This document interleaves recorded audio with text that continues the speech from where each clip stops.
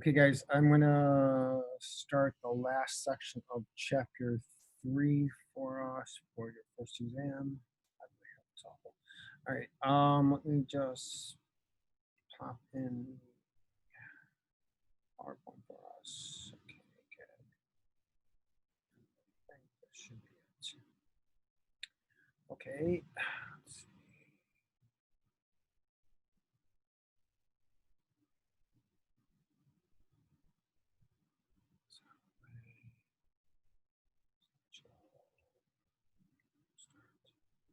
Okay, guys, I want to go over mitosis, translation, transcription, DNA to protein, some of the stuff in chapter. So this can be relatively complicated if you've never had it before. I did put up a bunch of videos. Feel free to jump on YouTube, hit Khan Academy or whatever. There are a lot of animation videos out there for you. Don't be afraid to go into mastering. You guys should have the access to that. You should have all the information for that. So one of the cell cycle. So talk about mitosis and cell division. So please realize that some of your cells really can't go through mitosis. Those are going to be like your skeletal muscles, your cardiac muscles, neural cells. These generally don't replicate. They used to say they never do, but that's not completely true. So some of your cells that are going to replicate are going to replicate on purpose, and they're going to replicate when it's necessary. They're not going to do it if it's not necessary. There should be things like contact inhibition and surface area, and when things get nutrients and things get scarce, they shouldn't be replicating. Unless we're talking about some kind of cancerous cell, and at that point in time, all bets are off. So they don't abide by contact inhibition and all the different rules that your normal cells should do. Right, so cell cycle is a series of changes a cell undergoes from the time it's formed until it reproduces.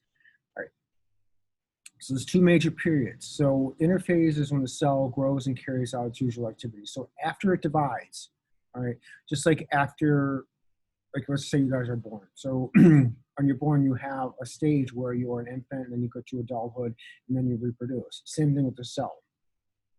Cell goes through cytokinesis at the end of mitosis, and it goes into a cell. It grows into adulthood, and it starts replicating its DNA, getting ready for that next cycle of reproduction if needed.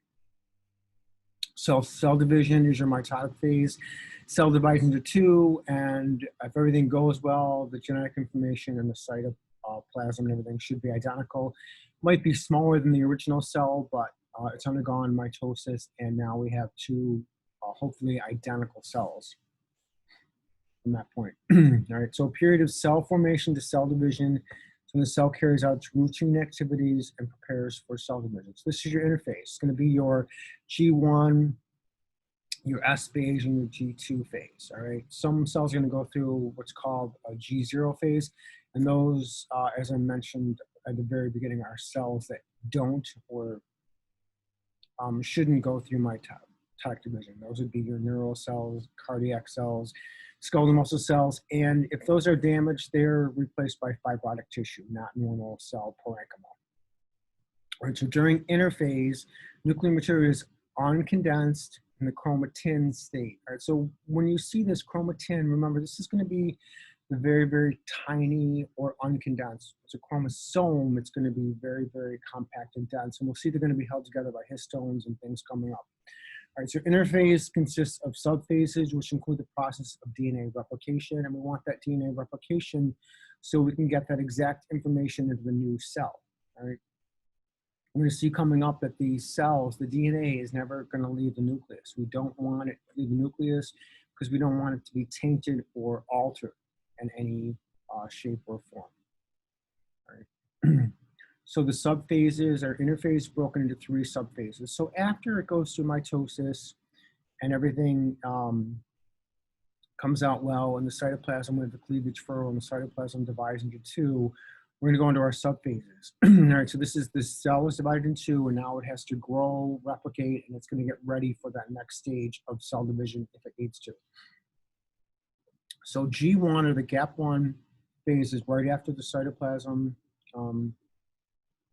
developed, so the cell is divided in two, and we have a new cell coming. The one cell into two, and now we have two smaller cells. This is the vigorous growth and metabolism. Cells that permanently cease dividing are said to be the G0 phase, and those are the ones that I said are your skeletal tissue, myocardium, and your neural tissue. The S phase is kind of in the middle. That's when DNA replication occurs. All right. So G1, S, and then G2. After the S phase, the DNA replication occurs. Now the cell is going to get ready to divide. All right. Preparation for division. And you know, your book doesn't talk about it. And you know, during the G1 phase, after the cell divides in two, after the cleavage furrow and the cytoplasm, and we have the two cells, we kind of want to check that. If there's a fault in the DNA, we want to be able to fix it. If we can't fix it, then the cell should go through apoptosis and kill itself. And then just realize that after the S phase and the G2 phase, the cell's going to go through some steps to make sure that the DNA is correct, all right? Because if it isn't correct and we replicate that, we replicate a defective cell, we have a possibility of having metaplasia or some kind of cancer growing if we alter that DNA in any shape or form. Right. So here's your cell phase again. So I'm hoping that you've had human bio or something and you've learned this, at least the mitotic phases, prophase, metaphase, anaphase, and telophase or telophase, and then cytokinesis. Cyto means cytoplasm, kinesis, growth is when those cells divide. All right.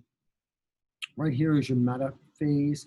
So if they ever ask you when the cell and the chromosomes line up with the median border or whatever, and they divide the centriole, they're pulling it with the actin fibers, that's going to be your metaphase. Right? You have the G1 growth phase, so it's just divided. Now it's going to start growing. All right, and then we have a G1 checkpoint. We're going to check that, like I said, for any kind of mutations. All right, S phase is growth, and when the DNA is synthesizing, it's going to synthesize the DNA because, you know, as we go into the G2 phase, we want that cell to divide. So DNA replication is prior to division. Cell makes a copy of the DNA.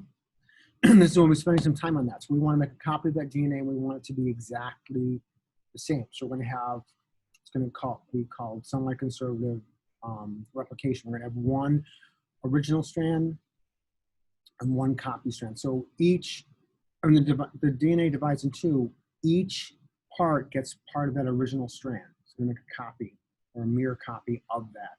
So semi-conservative means that each cell gets at least one copy of the two DNA strands. So double-stranded DNA helix unwinds and unzips. And we're going to see coming up in the video, we have a replication fork. As it unwinds, we break those hydrogen bonds and we unwind it. So the point where the strands separate is a replication fork. And then further down where replication is taking place with the nucleotides, it's going to be called the replication bubble. Right?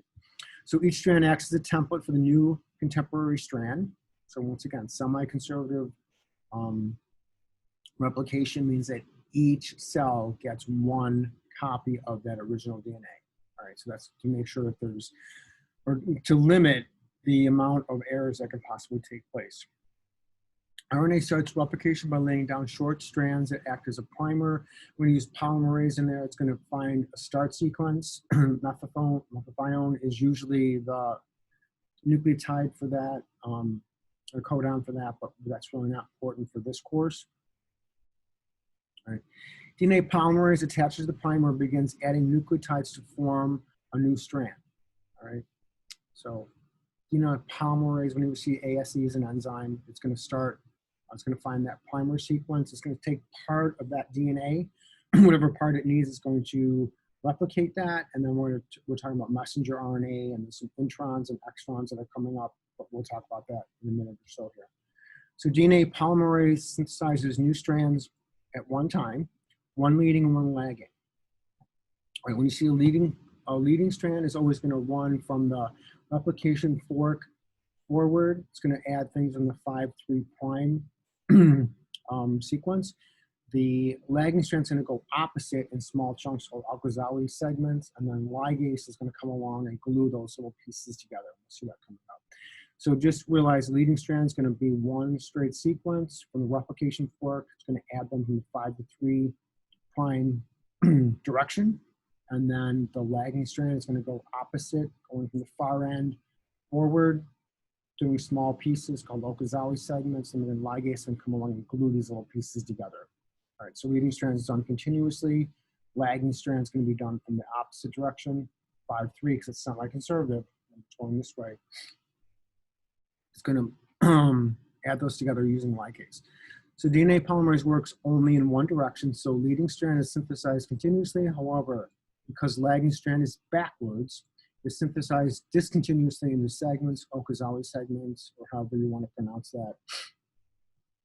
Another enzyme, DNA ligase, then splices short segments of discontinuous lagging strand together. So just kind of picture it as taking these small pieces and gluing it together, coming this way, lagging strands going this way, and semi-conservative. 5-3 one way, 3-5 the other way. Right. The end result is 2 identical daughter DNA molecules are formed from the original.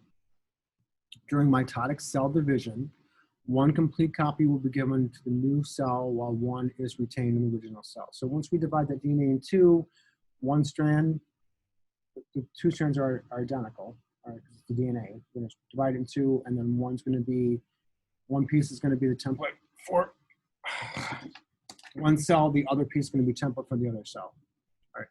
Process is called semi-conservative replication because each double-stranded DNA is composed of 1 strand and 1 new strand.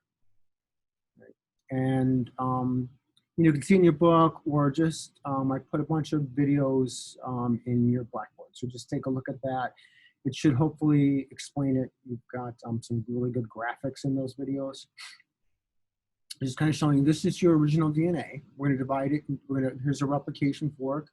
We're going to break those hydrogen bonds, and now we have, this is semi-conservative. Each one of these is an original strand, all right? Okay, so here's your leading strand. It's going to run these segments continuously.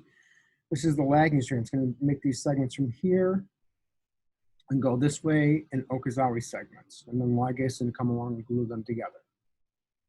All right, so be familiar with all of your bases with your DNA. And then remember, we're talking about RNA. They're going to be very similar, except thymine is going to be replaced with something that starts with a U. All right, uracil. All right, and RNA is single-stranded. DNA is always double-stranded. So that's a basic question. It's a board question and just a really basic biology dogma question. All right, so be prepared to answer that. Most cells need to replicate continuously for growth and repair purposes. All right, so we're talking about epithelium, hair, your digestive system. All right, any of your epithelium or anything that's going to have a lot of wear and tear is going to need to replicate constantly. Right? But skeletal, cardiac, and nerve cells do not divide efficiently. Damaged cells are replaced by scar tissue. And please realize, if we're replacing that with scar tissue, it does not function like normal cells or normal parenchyma, is another word for cell. All right, so just think about that. If you have a myocardial infarct or some kind of heart damage, cardiac cells and myocardium can't reproduce, so it's going to be replaced with scar tissue. And we're going to learn later that the myocardium has things called intercalated discs that run the impulse in the atrium and the ventricle, so everything contracts at the exact time it needs to, so the heart pump is running efficiently. But if you have scar tissue in there, it can't send those signal propagation from cell to cell to cell. So we have a little bit of error going on with the myocardium. Nerve cells generally don't regenerate, and this is really central nervous system. The peripheral nervous system can replicate as long as you really don't destroy certain parts of the neuron, right, the cell body, as long as it's not damaged. The axon can generally replace itself. Some of the dendrites can replace themselves, but we'll get into that later. Skeletal tissue, your skeletal muscles. So please realize you only have a certain amount of skeletal muscles in theory. So the only way you can get more muscle masses for those actual cells to get bigger. The cell number is going to be pretty much the same. All right, so atom or mitotic phase is when it goes prophase, anaphase, metaphase, telophase, as they go in order, are the M phase. Cell cycle is phase in which divisions occur, consists of two distinct events.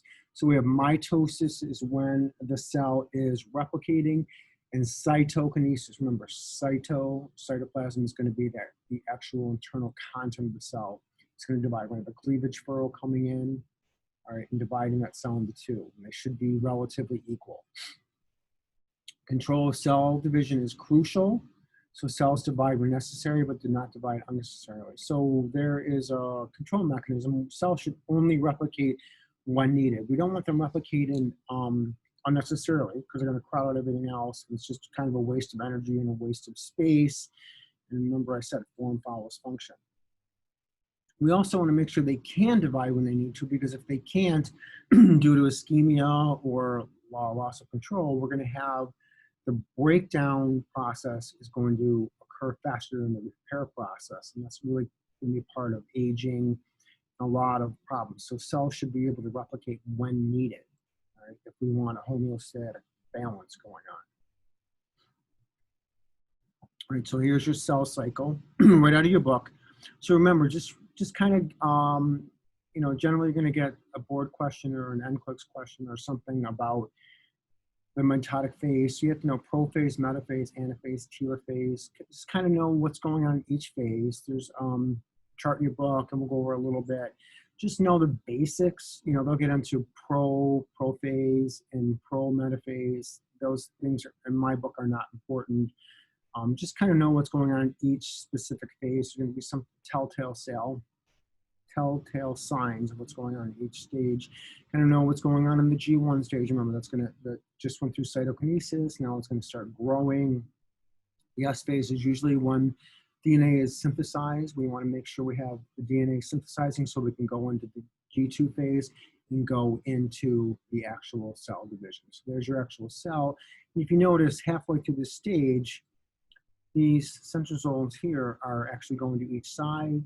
There's your chromosomes are dividing right along the median line. And then towards the end, a telophase are going to pull apart separately. There's your cleavage furrow, all right, dividing. And then once that divides in cytokinesis, all right, now we have two identical cells. They're just going to be a little bit smaller in size. Okay. So the mitosis is the division of the nucleus, all right, in which the duplicated DNA is distributed to the new daughter cells. There's the 4 stages: prophase, metaphase, anaphase, and telophase. I'm just going to go through some of the real basics of this. All right, unfortunately, you just kind of have to look at the pictures. And if you look at the pictures and the chart, you will kind of figure out what's going on. It helps you memorize what's going on. At least you can visualize what's going on, and then when you go to read the question, you go, oh, okay, that's probably what they're asking. So early prophase, remember this is the first step. So the cell is just starting to divide. The chromatid condenses, forming visible chromosomes. Remember I said the chromatin is going to be very, very thin. When it starts condensing, we form those chromosomes. All right, remember these are going to be wrapped around the histone proteins. Each chromosome and its duplicate, called the sister chromatids, are held together by a centromere. Centrosome and its duplicate begin synthesizing microtubules that push each centrosome to the opposite. So we saw in that picture, they were kind of in this position, then they were pushing them to each side. Right? The chromosomes are going to line up in the middle. They're going to pull apart during telophase. They're going to divide. Right? It's called the mitotic spindle.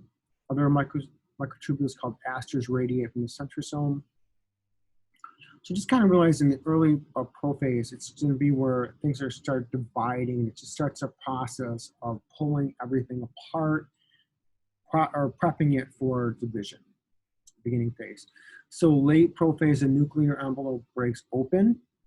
Special microtubules attached to the specific area of the centromere is called the kinetochore, and serve to pull the chromosomes to the center equator of the cell. And we saw that in the middle, or the metaphase, and we're completely lined up in that median line there. Remaining non-kinetochore microtubules push against each other, causing a pull of the cell to move further apart.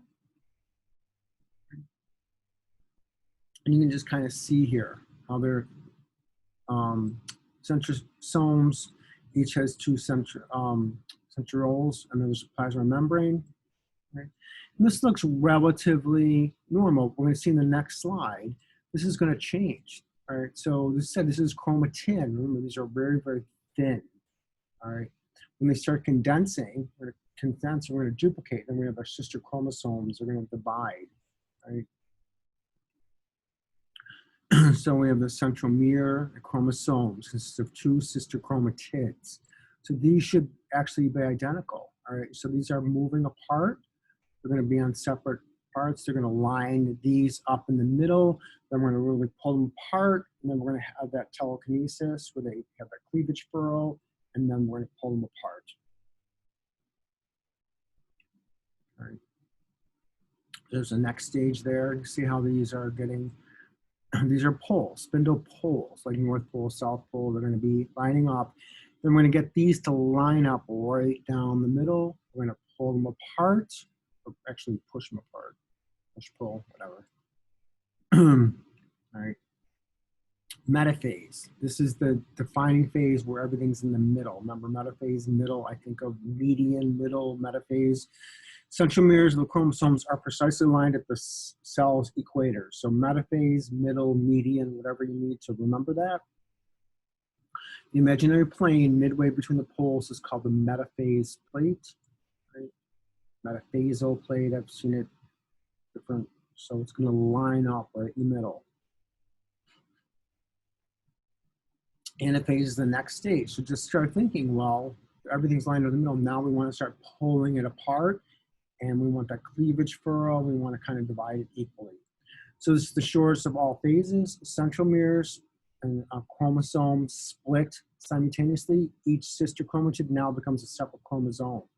Right, so remember those chromatins turn into chromosomes, chromosomes turn into sister chromatids, they duplicated.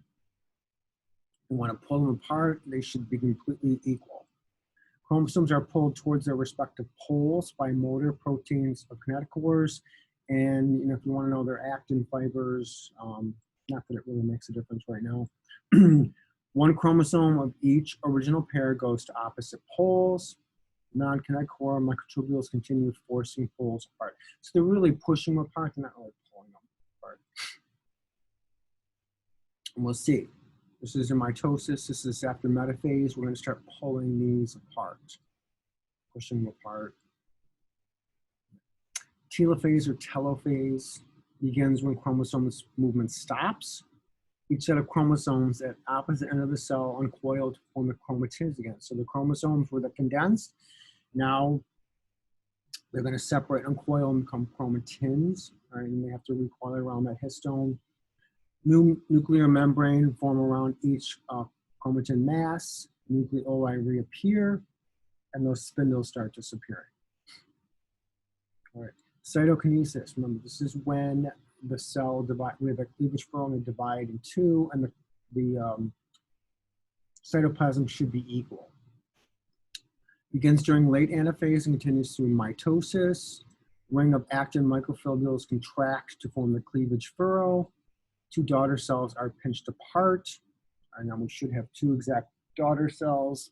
All right, and then remember, they're going to go into that G1 phase if they're replicatable. If they're not, they just kind of go to a G0 phase and they just don't replicate. So there you go. All right, that should run for you guys if you want. All right. Control of cell division. So, when do we decide whether they're going to divide or not? What causes them to divide when they're needed? What causes them to not divide when they're not needed? So go and stop signals direct when a cell should and should not divide. So go signals. When do we want these cells to divide or multiply? So critical surface to volume ratio of a cell when the area of the membrane becomes inadequate for exchange. So I don't know if you guys know about surface area, or the smaller the item, the smaller the surface area of the item, the more surface area it has. So the smaller the cell, the more surface area it has. If you have a great big cell, there's not as much surface area. If you can divide that into smaller pieces, you actually increase the surface area. Kind of like when we take detergent or something, we want to break down great big fat globules. We want to divide that. We want to cleave it or cut it into smaller pieces. We have a lot more surface area. It's much easier to get rid of. Or if you're talking about like microvilli in the digestive system, we want those microvilli because they literally increase the surface area like 1,000-fold. So chemicals, growth factors, and hormones. So growth factors, if we want something to grow, let's just say we want skeletal muscle to grow. We can't make more cells, but we can cause what we have to grow. Or if we're talking about hormones, you're talking about epithelium, like calluses, or replication of epithelium, or hormones. So let's just say if you're female and there's certain hormones for growth of a fetus, or hormones for milk production, you're going to want to make more endocrine signs for milk production, things like that. So stop signals include availability of space. Normal cells stop dividing when they come into contact with others. It's called contact inhibition. So cells, if they get crowded and there's not a lot of room to grow, things get very, very compacted. We run out of food or certain cofactors or vitamins or minerals, the cells will usually stop dividing if they're normal. All right. Now, if we're talking about cancerous cells, they're kind of like human population. Human population, sometimes if things get really, really crowded and we run out of food, we build up into skyscrapers and we import food. All right. So cancer cells are very similar to that. They just keep reproducing and reproducing. And what happens is their survival of the fittest, Darwinian, they can go in and they'll just start competing for food and blood supply. And they'll just overcrowd all the normal cells. Right. So two groups of proteins are crucial to cells' ability to accomplish the S phase, all right, and enter mitosis. So remember, the S phase is that whether there's the G1 phase, the S phase, and the G2 phase. It's kind of in the middle where the DNA is replicating. All right. This I personally don't care about, and I would never ask you guys this, but cyclins is just kind of, these are regulatory proteins that accumulate during the interphase, and they're just proteins that tell the cell to start replicating the DNA.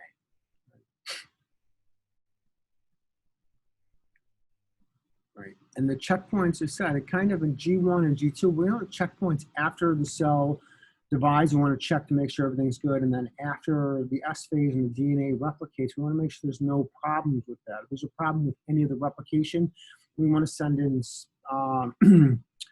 polymerase and some of these spell checkers to go in and check the sequence of nucleotides to make sure there's no errors.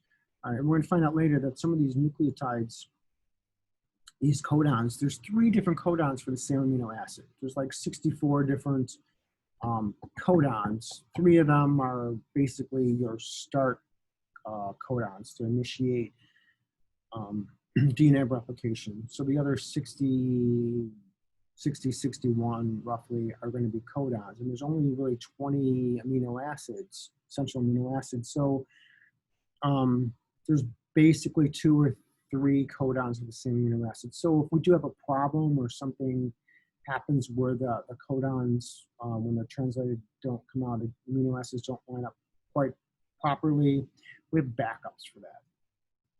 All right, so there's checkpoints. G1 checkpoint is restriction point. This is after cytokinesis. This is the most important of the 3 major checkpoints. The cell does not pass. It enters G0, in which no further division occurs. So let's just say it is a skeletal myocardium or a neurological, central neurological cell, it won't pass the G1 checkpoint because it knows that this is a cell that shouldn't be replicating over and over again. And think about this. What if you had, well, there's two trains of thought, but if you had central nervous system tissue, these are the same ones you have since birth. If they were, for some reason, they kept reproducing, you'd start crowding out your central nervous system, which we're going to learn is encased in your skull and your spinal,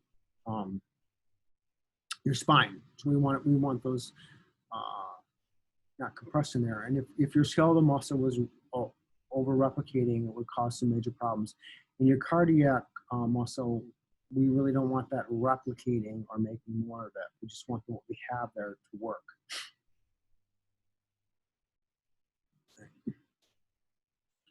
So let's talk a little bit about protein synthesis. All right, so please realize that some of these enzymes are we're going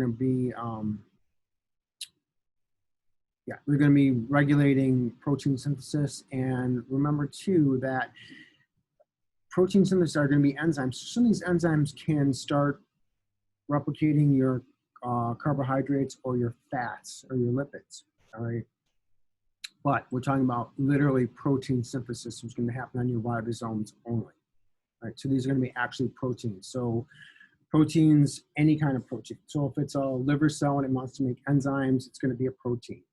All right. If we're talking about, and this is going to happen in the nucleus. All right. So some of these cells are multinucleated. We're going to find out your skeletal muscle and some of these other cells are multinucleated. All right. They're going to be making a lot more proteins. Right. So DNA is your master blueprint that holds the code for protein synthesis.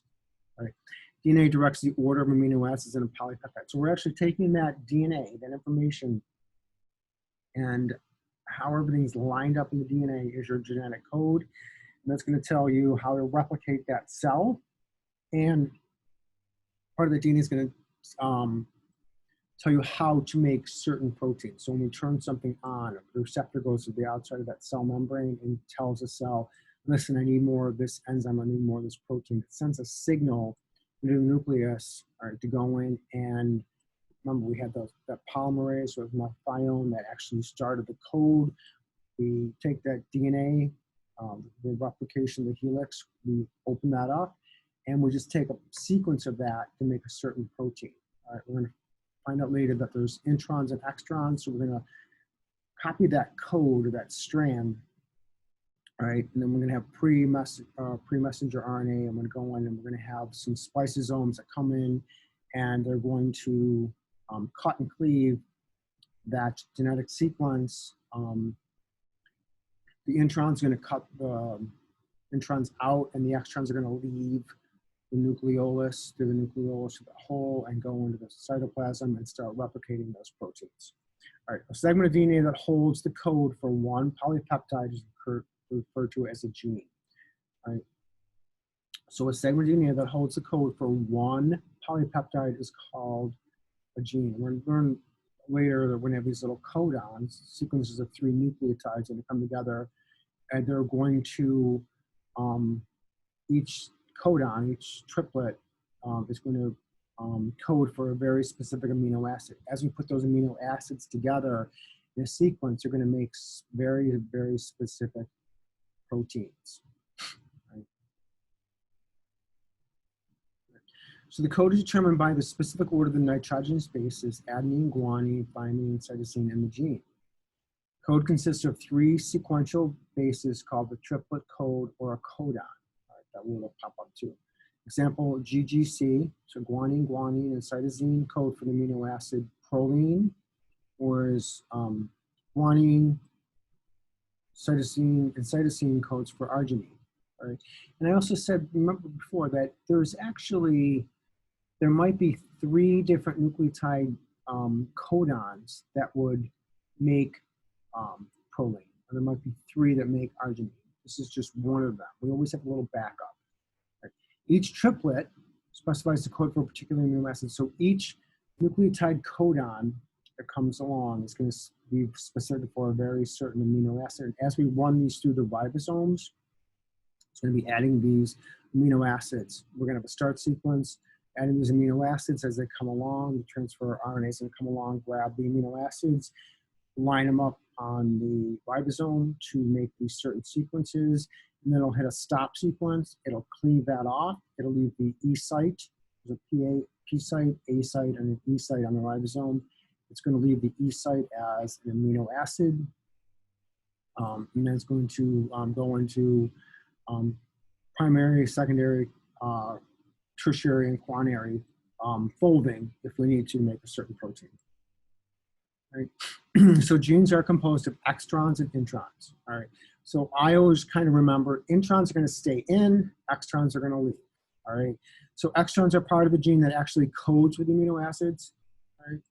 Introns are non-coding segments interspersed among the extrons. So as part of that sequence, you get parts that we cut out. And some people would say, well, they're just junk DNA. We don't really need them. Beyond the scope of the course, or if we're getting into quantum physics or whatever, there's really no junk DNA. These are just sequences that stay in the nucleus. All right.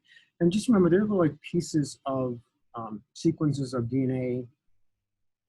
And you can think of them as sitting in there. They're just kind of sitting there. But if we actually needed them for something, we could use them. So I kind of like to think of them as if you were building something and you have scrap pieces of lumber, you wouldn't throw them out in case you just needed, you know, you're building something. If you needed an 8-inch section or a 12-inch section of a 2x4, you kind of have them laying around. You don't have to go in and cut them. It's just easier to grab that than to actually have to go in and reproduce the whole thing all over again from a 2x4, which is 8 feet long or whatever. Just my thought process. All right. So RNA is the go-between molecule that links DNA to protein. So when I teach this in person, whether it's micro or in, if we're seated, I kind of talk to you guys about if you have the, let's just say, I don't want to, if you have the Bible or an original scripture of something, you would never let somebody borrow it, all right? If you had the actual original, all right? You could give them a copy of it, a Xerox copy, or so you're probably too young to know what a Xerox copy or Xerox, or you make a copy of it, and actually you're giving a copy of it. It's a mirror copy, so it's even more intricate. You'd have to take that copy and hold it up to a mirror to actually get the sequence. But it's our way of making sure that DNA never leaves the nucleus. If it ever leaves the nucleus, we have a way of it getting. There'd be a chance it could be altered. We never want that DNA to leave the nucleus, but I can go in and I can make a mirror copy of it using RNA. All right. Remember, DNA is double-stranded. We're going to make a copy of that. Semi-conservative, we're going to make a copy of that using the DNA, and we're going to have a single-stranded messenger RNA. The messenger RNA is going to make it. We're going to cleave the unnecessary or non-usable part with spliceosomes, and the introns are going to stay in the nucleus. The extrons are going to leave. They're going to go to the ribosomes and make that protein. RNA copies the DNA code in the nucleus, then carries it into the cytoplasm to the ribosomes. All RNA is formed in the nucleus. All right. RNA difference from DNA, and I mentioned this before, uracil is substituted for thymine in RNA. RNA is a ribose instead of a deoxyribose sugar. And there's 3 types of RNA. And this is where people get confused, all right? So messenger RNA is what leaves the nucleus. Right? Ribosomal RNA is what's going to hit the ribosomes. And remember from chapter, it was this chapter. All right, so whenever you think of ribosomes, they're literally, they're part of the nuclear envelope. They're contiguous with that. And as the ribosomes have those bumps on the ribosomes, remember I said whenever you think of ribosomes and when you think of protein synthesis, that's what they do. They don't make anything but proteins. They can't. That's what they're designed to do. And then transfer RNA, there's these segments, you can think of them however you want to think of them, as T's or L's or seahorses or whatever you want to think of them. And there's going to have a codon on the bottom. And each codon, remember, is going to code or signal for an amino acid. So it's going to grab these amino acids floating around the cytoplasm, bring them to the ribosome, attach it to the small ribosome. All right, as it attaches to that, the the larger part of the ribosome comes along and docks onto it. We run it through like a ticker tape, and as each codon goes through, it's going to hold on to an amino acid, grab an amino acid. Okay. All right, so messenger RNA is single-stranded, codes for DNA template. Strand is copied with complementary base pairs, resulting in a strand of messenger RNA. Right. Process is referred to as transcription. We're transcribing DNA into RNA. All right, so if you're thinking about a different language, transcribing or transcription would be transcribing Sanskrit into English or whatever language you want to think of that. Messenger RNA maintains the triplet codon from the DNA. Okay. So structural components of ribosomes, the organelle where protein synthesis occurs. Remember, this is going to go to the ribosomes, all right? 40S or 60S or whatever, we can get into the details of all that, depending on whether it's mitochondrial, well, let's not get into that. Okay, doesn't matter. All right, along with the transfer RNA helps to translate messages from messenger RNA into a polypeptide. So remember, the messenger RNA is going to go to the ribosomes. It's going to run those codons through. It's going to grab those amino acids and make them into a certain sequence, have a start codon and a stop codon. And as those amino acids are put in a very, very specific order, they make a specific protein. So the protein can be fibrin, actin, it can be an enzyme, it can be a digestive enzyme, peroxidase, something. It doesn't really matter at this point. Right? So transfer RNA, a carrier of the amino acids. These transfer RNAs, like I said, you can think of them as L's or T's or seahorse or whatever. They're going to be floating around, and each one of those 3 nucleotides signals for an amino acid. They're going to just float around. They're going to grab that amino acid, and they're going to line it up on the ribosome, line it up, and then they just start adding those amino acids to the chain. They have a specific areas that contain a specific triplet, anticodon, that allows each transfer RNA to carry only a specific amino acid. So remember, in the ribosome, it's going to have the actual, we learned what the base pairs were earlier, right? So this is going to be transfer RNA. So remember, uracil is going to bind with thymine, cytosine are going to bind. So the anticodon is going to be the base pair opposite of that. They're going to line up. They're going to come along. They're going to line those up. Base pairs are going to line up, and it's going to give the code for that amino acid. The amino acid is going to be added, and then we release it. This process is referred to as translation. It occurs in two steps. We have transcription. Remember, we're transcribing like Sanskrit to English, or we're transcribing DNA to RNA, because DNA is never going to leave the nucleus. Remember that. The DNA information is coded into messenger RNA, and then translation, we transcribe it, now we're going to translate it. Messenger RNA is decoded to assemble polypeptides. So we transcribe the DNA to RNA, messenger RNA, then we have the pre-messenger RNA, introns, extrons, then it leaves, all right? Then the translation, we're going to translate that transcription into amino acids, the proteins. So the messenger RNA is going to decode that information into codons, and those codons are going to decide the amino acids. The amino acids, the sequence is going to give you the proteins, and then the polypeptides. Assembles those polypeptides into amino acids. All right. So the process of transferring code held in DNA genes, base sequence to complementary base sequence of messenger RNAs. All right. So transcription, once again, it's a process of transferring the code held in the DNA genes, base sequence to complementary base sequence of messenger RNAs. This is how we're actually going to do that. How is that DNA information going to turn into messenger RNA? Transcription factors, all right, activate transcription by loosening the histones of the DNA in areas to be transcribed so DNA segment can be exposed. So we're going to go in, and remember, those are all held by those histones, those round histones, and there's 8 of them. 4 sets of 2, they're actually wrapping around, holding it.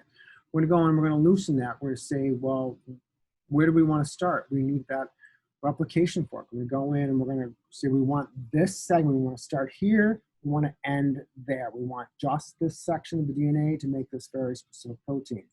So we're going to loosen the histones, all right, binding to special sequence of the gene to be transcribed. All right, so we're going to find that very specific. Remember, this DNA has all the information to make that entire cell. I only want to make one protein. All right, so I just want a little tiny section of that. Right? Occurs only on the DNA template strand. We're going to use the DNA as a template. All right. So we want that's the correct information. We wanted the DNA, we're going to transfer it to RNA, or messenger RNA. And remember, the difference is that thymine and uracil, they switch. Remember, one is single-stranded, messenger RNA, DNA is double-stranded, and we have that ribose sugar and the RNA and the deoxyribose sugar and the DNA. Right? Mediating binding of RNA polymerase enzyme that synthesizes messenger RNA to promoter region. So polymerase, whether we're talking about any kind of unwinding any kind of a helix, we're taking the DNA and we're unwinding it, it's always going to be polymerase. It's the enzyme that's going to, there's polymerase 1, 2, 3, and so on. But polymerase is usually going to start that methionine, that sequence where we start cleaving, whether we're replicating the entire DNA for replacing the entire cell, or we want just a DNA sequence to make a very specific protein at some point. All right, transcription is broken down into 3 phases. Initiation, well, we got to start somewhere, right? RNA polymerase separates the DNA strands. We start going in, we separate those histones. Remember from that homework I gave you guys, it's going to be hydrogen bonds. We're going to go and break those hydrogen bonds and unwind that double helix. Elongation. RNA polymerase adds complementary nucleotides to a growing messenger RNA matching sequence based on DNA templates. So the DNA template's coming along, RNA is going to attach, and remember we have those base pairs. It's going to read those segments, and as it reads it, it's going to add those base pairs in a very specific order. And remember, if it comes to thymine, it's going to replace it with uracil. All right, it's all in the video, so watch that. All right, transcription stops when the RNA polymerase reaches a special termination signal code. So just kind of remember, we have an initiation code and we have a termination code. So these are nonsense codons. They really, they're codons that don't really, they don't signal for an amino acid. They're just kind of a start sequence and a stop sequence. They're, I don't want to say they're nonsense because they make sense. They're initiation and termination sequences, but we know, or the body knows it doesn't code for an amino acid. It just codes for start sequence or an end sequence. Okay. All right. Just gonna go through this super quick. All right. So processing of messenger RNA. Remember, messenger RNA is that RNA that was made from the DNA. It's going to leave the nucleus and it's going to signal for something. Newly formed messenger RNA is then edited and processed before translation can begin. All right, so we've just read that code. We had a start sequence, we had a stop sequence, we read all those nucleotides, we put our matching base pairs of RNA from DNA, right? And remember, there's a whole lineage of sequences, and some of that's going to be that nonsense or that non-usable. So your body knows enough to go in with spliceosomes. It cuts out the introns and glues together the extrons with ligase, then it sends it out. So this, when it reads the code initially, it's pre-messenger RNA. We have to go in and we have to cut out the introns, glue them together with ligase, and then send them out. And what we send out is going to actually be the messenger RNA for translation into the proteins we want. Okay. So a step of protein synthesis with a language of nucleotide bases is translated into a language of proteins. So transcription, we're going to go in and we're going to transcribe that. So it involves the messenger RNA that left the nucleus with that genetic code for that specific protein. We're going to read that genetic code.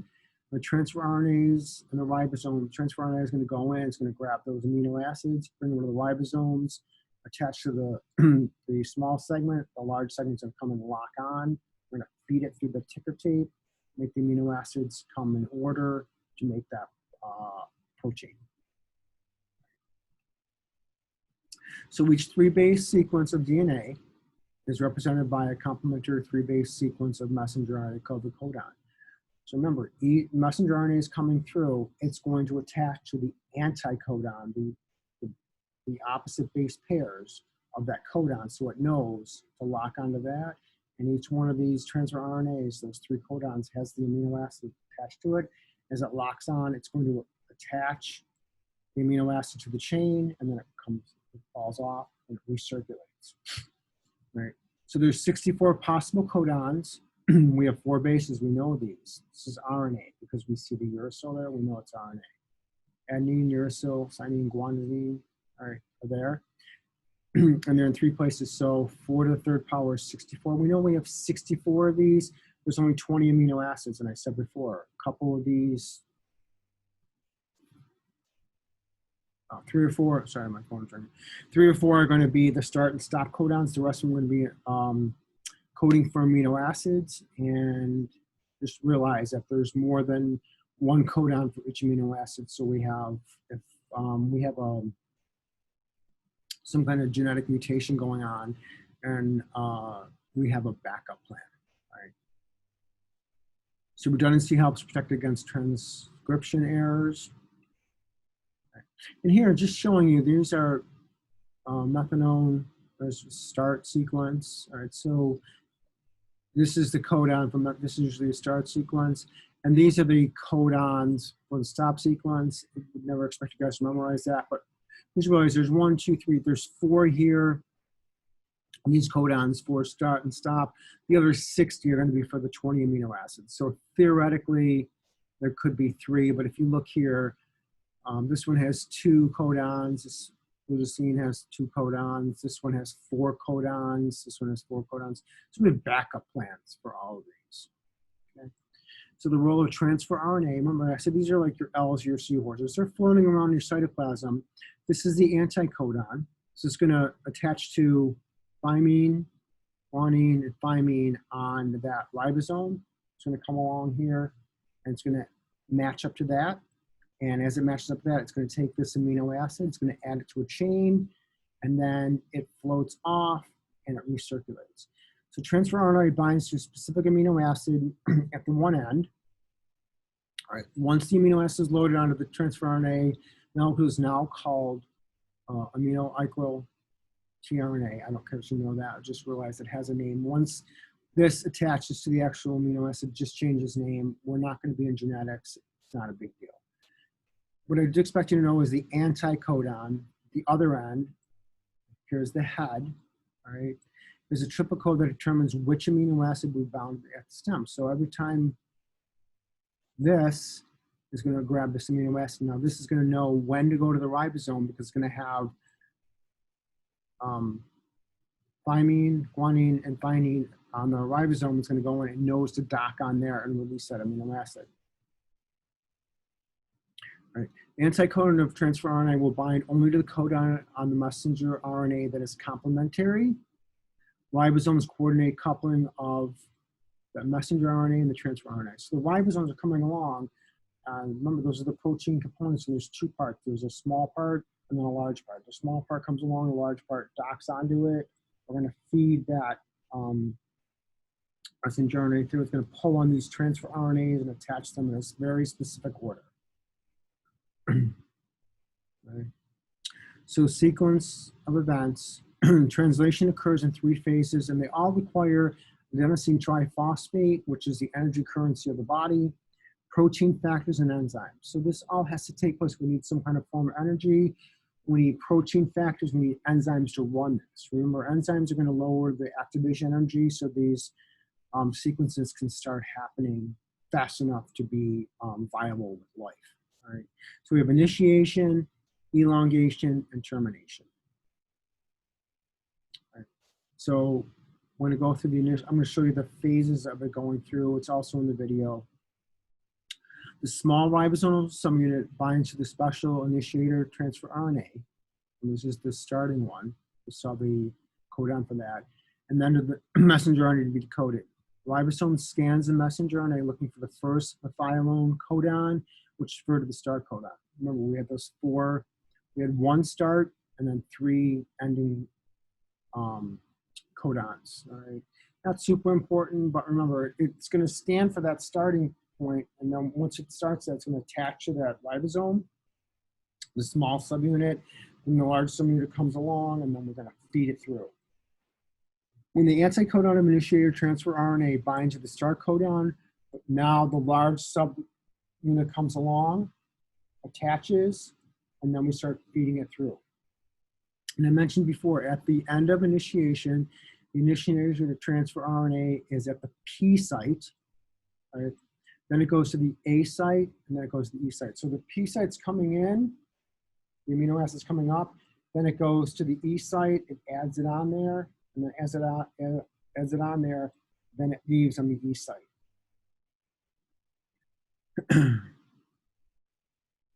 All right, so we have the codon recognition, the peptide bond formation. Remember, all these amino acids are joined by peptide bonds because they're polypeptides. Ribosomal enzyme transfer and attach a growing polypeptide chain from the transfer RNA to the P site, over to the amino acid to transfer RNA into the A site. There's P site, A site, and then it leaves on the E site. Translocation. Ribosomes shift down 3 bases of the messenger RNA, displacing transfer RNAs in one position. So just watch the video. You can see as it adds the amino acid, it moves, and then it moves, and then it exits. Right.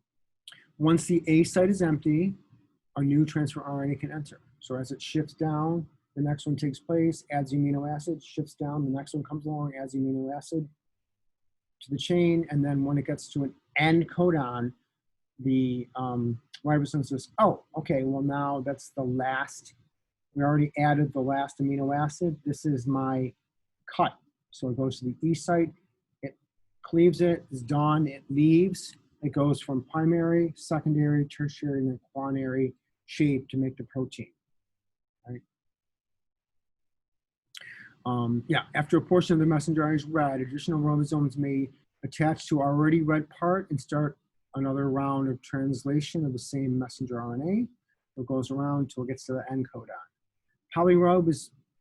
Polyribosome is a multiple ribosome messenger RNA complex that produces multiple copies of the same protein.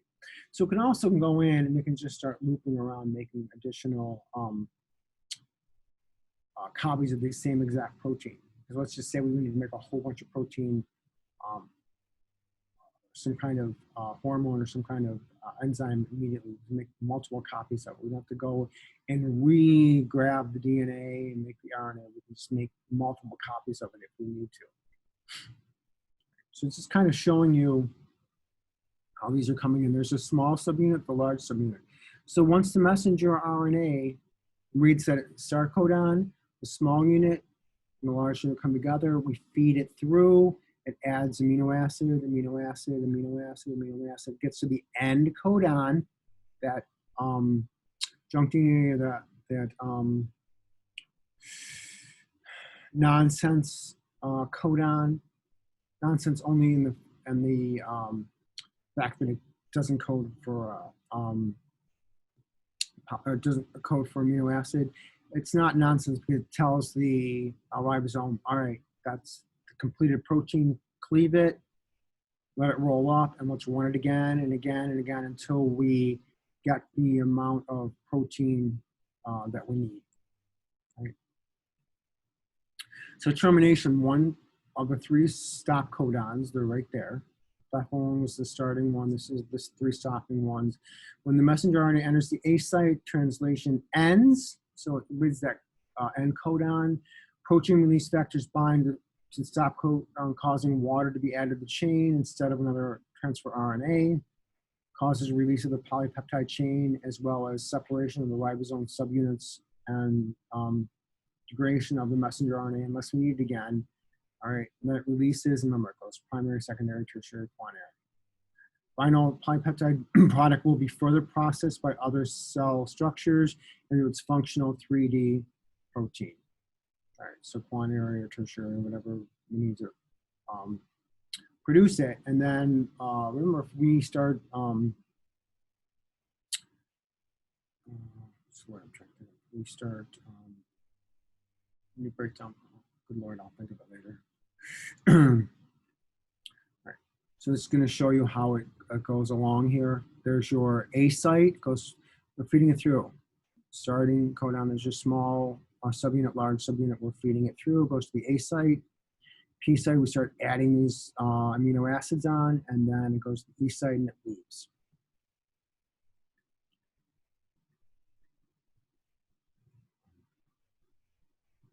Denaturing, that's what I was trying to think of. We start denaturing proteins. We start breaking those sulfur and polypeptide bonds, and then the proteins start unraveling, right, in their quaternary or tertiary shape. So, role of the rough ER in protein synthesis. A short amino acid segment called the ER signal sequence present on the growing polypeptide chain signals associated ribosome to dock on the rough ER. Remember, rough ER, when we talked about all those organelles, Golgi apparatus, rough ER, smooth ER, all the different organelles. Remember, rough ER had their rough ribosomes for protein synthesis. Smooth ER usually starts producing fats and lipids. Right? Signal recognition particle, SRP, signal recognition particle on the ER directs the messenger RNA ribosome complex to where to dock. So it just kind of tells it, you know, where to dock. The small component, large component comes together, and it docks there, and the messenger RNA feeds itself through. Once docked, forming polypeptide enters the ER. Sugar groups may be added to the protein, and its shape may be altered. And we're going to package this. Remember, the Golgi apparatus is then sent. We send the protein to the Golgi apparatus, kind of wraps it up, and then remember, it's going to leave by exocytosis. All right, and you can watch a video on that. I posted something on COVID today, and it kind of shows you how these SARS-2 viruses can dock onto your cells. They get in, and these are RNA viruses. They don't even have to go into the DNA to replicate. They can replicate right in the cytoplasm using RNA. It's already there. It's an RNA virus. Then it can grab all these transfer RNAs, can grab all these amino acids, start making whatever proteins it needs, and then it can start leaving through exocytosis. So if you want to watch that video, it's kind of a very good graphic. It's fairly accurate, but just look at the graphics of how this stuff happens and get that in your head. Once you have a picture of it, everything should come a little bit easier. It might be a little bit easier to understand. Just remember when I took this course, the first time I took this course was probably 1990. Lord, I'm gonna think about it. 1988. We didn't have a lot of these graphics and stuff. So I had this book, but it wasn't nearly as good as this. It was probably 7 editions ago. Same book. Right. So just kind of, you know, just start reading through these, and these are good. If you start going 1, 2, 3, and just kind of picture what's going on, and then realize it's leaving through exocytosis. So the cell membrane kind of comes out, and then it just pinches off, and it leaves. So nothing's ever compromised if things are working properly.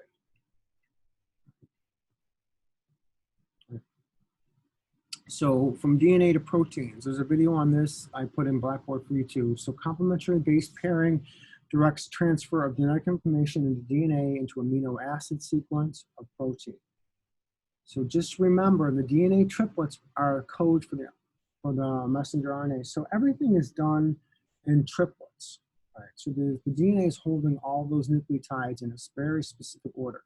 All right, so if you don't understand this, just realize that all of us are made out of the exact same proteins. All right, the essential amino acids, and we're all made out of pretty much the same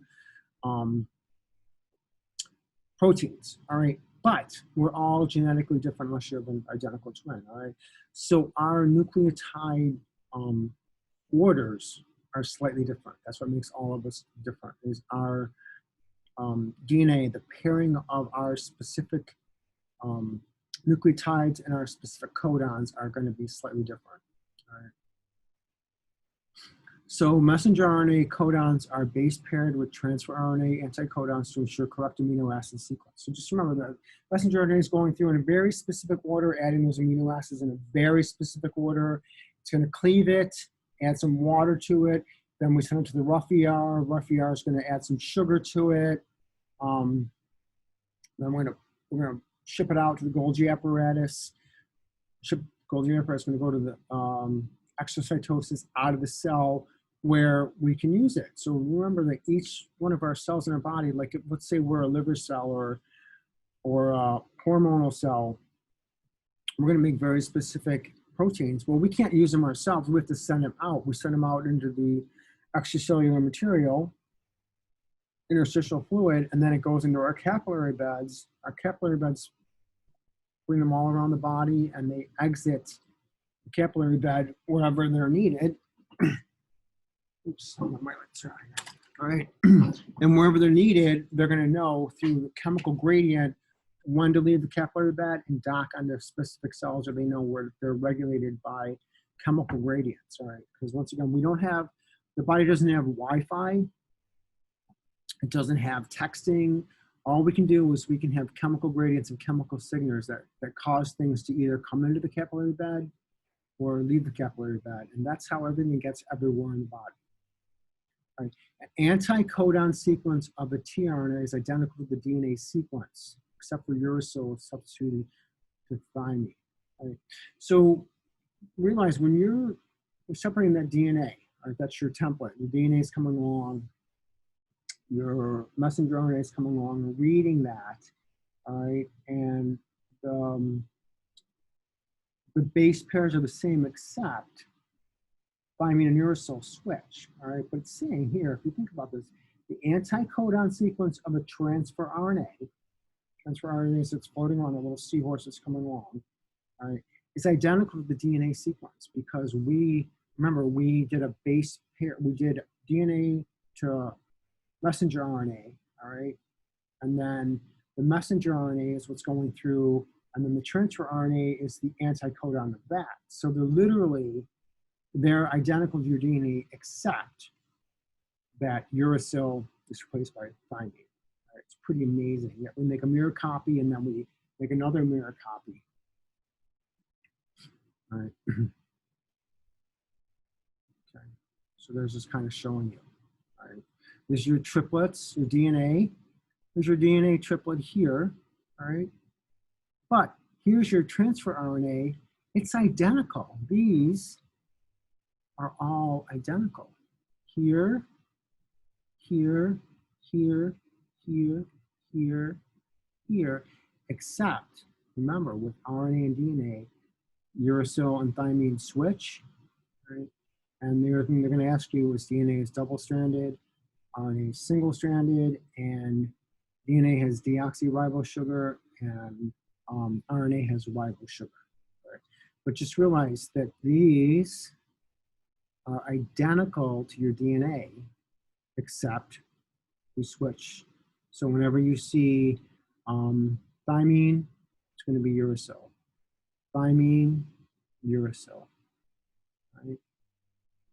Remember, thymine is going to be on DNA, uracil is going to be on RNA. There's no exceptions. Okay. Let's skip that part. I don't really care that you guys know this. Right? We're asking you to memorize enough.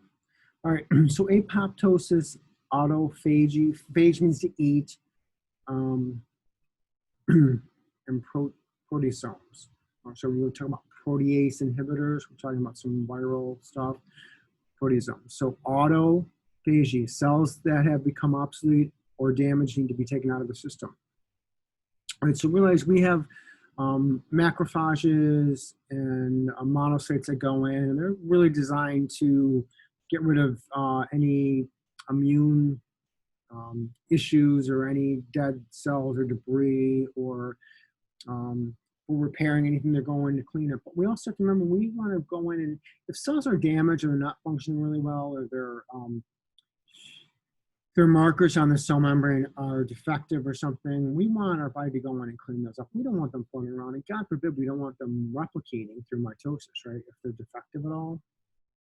So auto, self, phage, you remember sort of phage, macrophages are big eaters, are self-eating. It's a process of disposing of non-functional organelles and sweeping up cytoplasmic bits by forming autophagosomes. Those are enzymes that digest, which can be degraded by lysomes. So your body's going to go in, it's going to clean up anything, anything it can, and if it can reuse any part of it, it's going to use it. Right. So if we're breaking down red blood cells over 120 days, we're going to take those the proteins in the heme. Globulin is the protein. The heme is the iron. We're going to save that. We don't want to have to ingest. The proteins are already there, and the heme is already there. We don't want to have to go searching for more iron, because iron deficiency anemia is rampant in the world. We already have the iron. We're not going to get rid of it. All right. We don't want to be excreting that if we don't have to. Right. So ubiquitous usually means if something's ubiquitous, it's all over, right?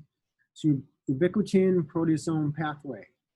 Unneeded, misfolded, or damaged proteins can be marked for destruction by protein called ubiquitin. So this is everywhere. And if you have DNA sequences or cells or anything that's defective, the body's going to go in and break it down, cleave it apart. And if we can use any part of that, we're going to reuse it. We don't want to degrade it all the way if we don't have to. We want to take any of these components and reuse them if we can. Proteasomes disassemble ubiquitin tagged proteins, recycle the amino acids, and ubiquitin. All right, so these are protease or somes.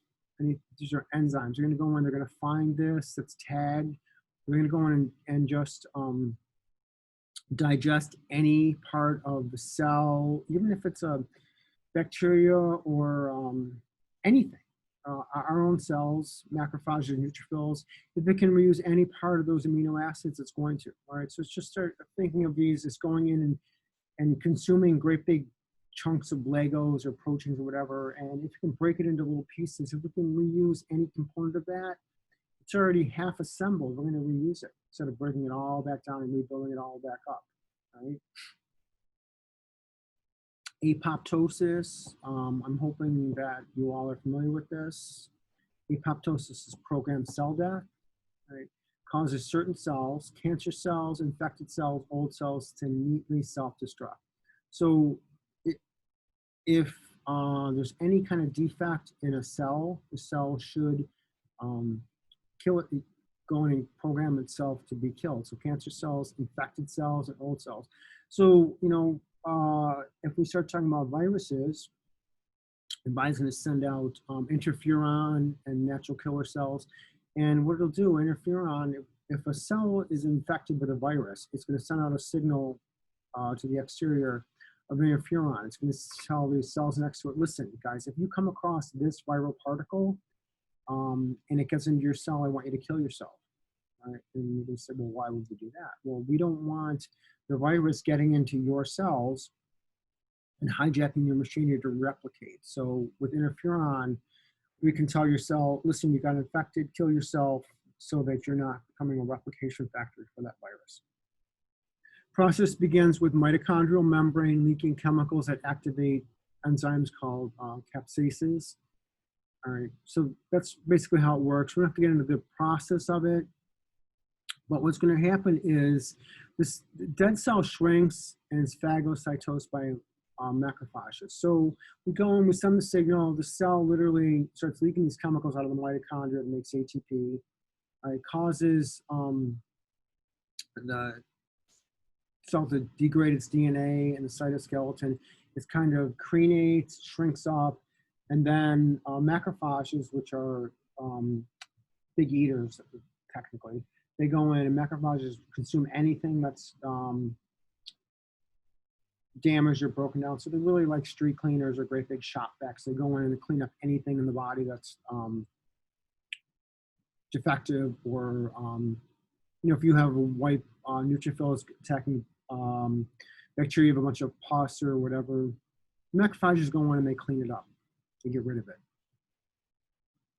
All right. So developmental aspects of your cells. So all cells of the body contain the same DNA, but not all cells are identical to carry out the same function. So when you have your first cell, meiosis, egg and sperm come together, you have one cell that's multipotent. It can turn into any cell you want. As you go through, you start going into different somatic cells. I can't think of the word. Zygotes. All right. So as you go into these certain parts of these cells, as we delineate into several parts, depending on the oxygen concentration or what's going on, these cells start redeveloping into other ectomorph and endomorph, and some become your neural tube, some become your heart. We're not going into embryology, but as these things develop, the DNA is the same in all right? Some of these cells can't become multipotent, just like blood cells can't be multipotent. But some of these cells, we're going to go in and we just want certain parts of that to make protein. We don't want all that information. We don't want to replicate that entire cell, and just realize that initially, your first 8 cells, your zygote, those cells can, if you could actually go back in time and grab one of those, you could regenerate any organ system in your body, like central nervous system, heart, or whatever. We could actually go in and clone you. So chemical signals to the embryo channels cells and specific developmental pathways by turning some genes on and some genes off. So the initial cells are multipotent, but as we go in and as the embryo starts growing, we start changing the chemical gradient, oxygen, carbon dioxide, and growth hormones, and these cells just start differentiating in different sections. So whether you become skeletal muscle, cardiac muscle, nervous system tissue, osseous tissue, cartilage, or whatever, it all develops depending on the chemical gradient and growth factors, right? And cell differentiation. Right? All right. So organs are well formed and function before birth, but we need cell division for growth, and those areas that can grow, other parts we've went over before, don't generally regenerate. That was dogwood, they never do, but the spoofed sometimes they do, but out of the scope of this course. All right, hyperplasia, moreover, is accelerated growth that increases cell numbers when needed. So hyperplasia would be pregnancy, calluses, if you had digestive issues and were regenerating those tissues, that would be normal, right? Atrophy is a decrease in size that results from loss of stimulus or use. So, if you lose nerve innervation to your arm, it's going to atrophy. And realize that if you don't use something in your body, it's going to atrophy. And that's normal because your body doesn't want to have to produce energy to keep muscle tissue or things that aren't usable. We don't want to waste resources to keep those things up and running if they no longer use or need them. Like if you ever had a cast or spent time in the hospital, or even with the recent quarantine, people atrophied because they weren't out exercising, they weren't doing that. Their muscles atrophied, or things that weren't used start degrading. We're going to use our energy for things that we really, really need. Right? So there's some cell aging theories, wear and tear, free radicals, immune system disorders, things break down, rheumatoid arthritis. The interesting one here is genetic theory. Right? It's really important. Cessation of mitosis and cell aging are programmed in genes. Telomeres, we saw those inside the nucleus. They're saying that the length of the telomere determines how many times that cell divides. All right, so if we could lengthen the telomeres, the cells could continuously divide, and we could live forever theoretically. And we're finding out that some of these cancer cells have figured out a way to adding length of the telomeres so they can grow or divide forever theoretically. So if we could find a way to an enzyme that would add length to our telomeres, You could potentially live forever and be a multi-billionaire. You could do that. Right? And progeria is a rare disease that mimics aging. It has to do with the nucleus and proteins. Not that that's not important. All right, guys, I'm going to end the video here. I'm going to have to upload this, convert it, and so on. Hopefully this comes out right. I have 60 questions ready for your exam. I have to put another probably 10 in so I can randomly generate 50 questions for you. I will get that done as soon as possible.